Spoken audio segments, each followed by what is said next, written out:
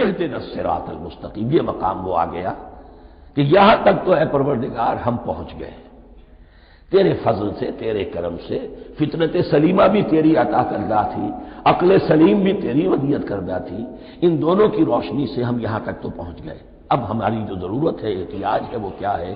اہدنا الصراط المستقیم، ہدایت بخش ہمیں سیدھے راستے کی۔ یہاں دو باتیں سمجھ لیجئے۔ انفرادی سطح پر انسان کے لیے نہ معلوم کتنے مرحلے آتے ہیں ہر روز کہ جس میں وہ ایک چھٹک کر کھڑا ہو جاتا ہے، یہ کروں یا یہ کروں، دو آلٹرنیٹو سامنے آ رہے ہیں، فیصلہ کرنا مشکل ہو رہا ہے۔ قدم قدم پر ہدایت کی ضرورت ہے، اور اجتماعی طور پر نوع انسانی تین بڑے بڑے تمدنی مسائل میں واقعہ یہ ہے کہ تسلیم کر لیا جانا چاہیے کہ عقل انسانی اس کو راستہ نہیں دکھا سکتی۔ عام معاشرتی سطح پر مرد اور عورت کے درمیان حقوق اور اختیارات کا کیا توازن ہو، ناممکن ہے، انسان طے نہیں کر سکتا۔ انسان یا مرد ہے یا عورت ہے۔ عورت سوچے گی اپنے لحاظ، اپنے جذبات کا، اپنے خیالات کا لحاظ رکھے گی، مرد کے جذبات و احساسات کا اسے کوئی اس کا کوئی تصور ہی ممکن نہیں۔ مرد سوچے گا اسے اپنے احساسات معلوم ہے، لیکن یہ کہ عورت کے احساسات سے وہ نابلد ہے، ان کو محسوس کر ہی نہیں سکتا۔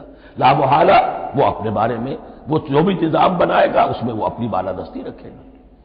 وہ تو ایک ہی ہستی ہو سکتی ہے کہ جو دونوں کی خالق ہے، مرد کی بھی عورت کی بھی، اور اس کو دونوں سے محبت ہے، دونوں کا خیر خواہ ہے، دونوں کا رب ہے، دونوں کو پروان چڑھانا چاہتا ہے۔ اسی طرح فرد اور معاشرہ یا ریاست، حکومت اور ریاست ہمیشہ یہ چاہتی ہے کہ سارے اختیارات ہمارے ہاتھ میں آ جائیں، ٹوٹلیٹیرین سوسائٹی ہو، بس ہم حکم دیں اور لوگ اس پر چلیں۔ افراد یہ چاہتے نہیں، ہمیں آزادی ہونی چاہیے۔ اب آپ دیکھیے کہ دنیا میں کتنے جھگڑے چلتے ہیں اسی پر، فریڈم فریڈم فریڈم۔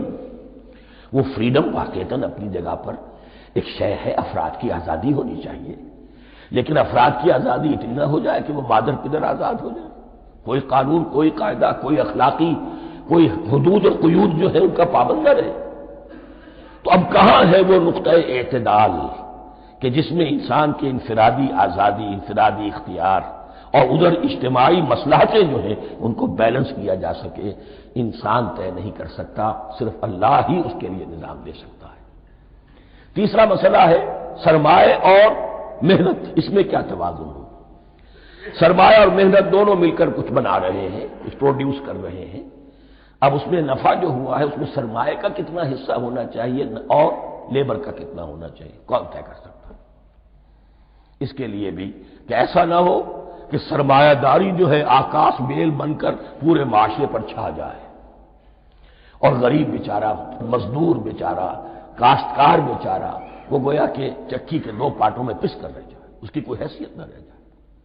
لیکن یہ کہ دوسری طرف اگر یہ کہ مزدور کا جو حق ہے اس سے زیادہ اس کو دے دیا جائے تو سرمایہ جو ہے وہ سکڑ جائے گا، شائی ہو جائے گا، وہ پھر میدان میں نہیں آئے گا۔ کیا کیا جائے؟ کون سا نقطۂ عدل و اعتدال ہے؟ یہ تین مسائل ایسے ہیں، اہدنا الصراط المستقیم۔ تو یوں سمجھیے کہ ایک جو بنیادی ہدایت تھی، ایک اللہ کو پہچان لینا، یہ جان لینا کہ کل حسن و جمال اور تمام انعام و اکرام کا منبع اس کی ذات ہے، وہ رحمان ہے اور رحیم ہے، اور یہ جان لینا کہ مرنے کے بعد جی اٹھنا ہے، حساب کتاب ہے، فیصلہ ہوگا جزا و سزا کا، اور مختار مطلق اس دن کا اللہ ہے۔ پھر یہ عہد کر لینا ایاک نعبد و ایاک نستعین۔ اس کے بعد دعا، پروردگار ہمیں ہدایت پر قائم رکھ، ہماری ہدایت میں اضافہ فرما۔ اس ہدایت کے لفظ کو سمجھ لیجئے، بنیادی ہدایت، تفصیلی ہدایت، قدم قدم پر ہدایت، ہدایت پر ہدایت۔ والذین اہتدوا زادہم ھدی، جو لوگ ہدایت کے راستے پر آتے ہیں اللہ ان کی ہدایت میں اضافہ کرتا ہے۔ تو یہ قدم قدم پر ہمیں ہدایت کی ضرورت ہے اور مرحلہ وار ضرورت ہے۔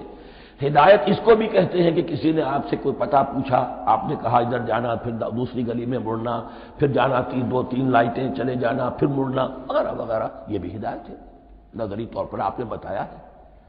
ایک ہدایت یہ ہوئی کہ بھائی میں چلتا ہوں آپ کے ساتھ، میں آپ کو وہاں تک پہنچا دوں گا تاکہ آپ کو دقت نہ ہو، آپ نے منزل تک پہنچا دیا۔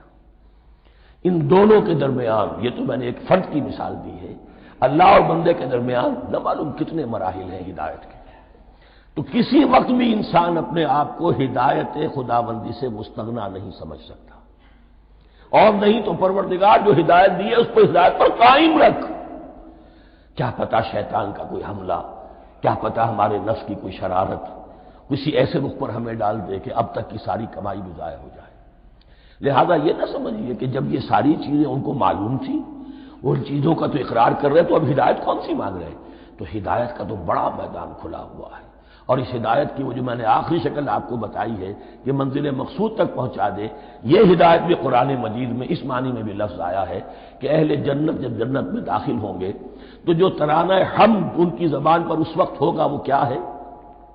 الحمدللہ الذی ہدانا لہذا وما کنا لنہتدی لولا ان ہدانا اللہ. کل شکر اس اللہ کا جس نے ہمیں یہاں تک پہنچا دیا، ہدایت دی یہاں تک پہنچا دیا، اور ہم ہرگز نہ پہنچ پاتے، ہم ہرگز ہدایت یافتہ نہ ہو سکتے اگر اللہ ہی ہمیں ہدایت نہ دیتا.